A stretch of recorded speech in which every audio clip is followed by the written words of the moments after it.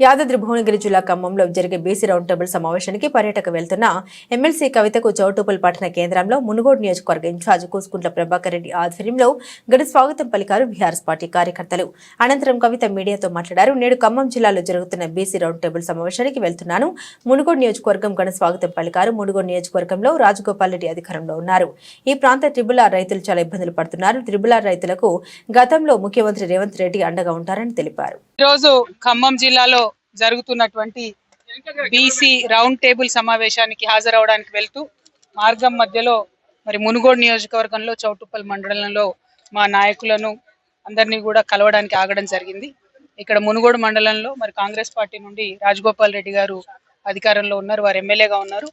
ఇక్కడ ముఖ్యమంత్రి గారు ఆనాడు వచ్చి ట్రిపుల్ ఆర్ సమస్యనే లేకుండా చేస్తా, నేను మమ్మల్ని గెలిపించండి, మేము ఎటువంటి ఇబ్బంది లేకుండా ట్రిపుల్ ఆర్ని మీ గ్రామాల నుంచి వెళ్లకుండా చేస్తామని చెప్పిండ్రు. కానీ గెలిచి 14 నెలలు అవుతున్న ట్రిపుల్ ఆర్కి సంబంధించినటువంటి బాధితులకు ఎవరికైతే ముఖ్యమంత్రి గారు మాట ఇచ్చారో ఇంతవరకు వాళ్ళు 2000 మంది పైచిలుకుతో కలెక్టరేట్ ముట్టడి చేసినా కూడా కనీసం వాళ్ళని పిలవడం కానీ మాట్లాడడం కానీ చేయకపోవడం అన్నది దారుణం. మీరు ఇచ్చినటువంటి మాటకు నిలబడి గౌరవ ముఖ్యమంత్రి గారు తక్షణమే ట్రిపుల్ ఆర్ బాధితులను పిలిపించుకొని మాట్లాడి వారి సమస్య పరిష్కరించవలసిందిగా నేను డిమాండ్ చేస్తా ఉన్నాను.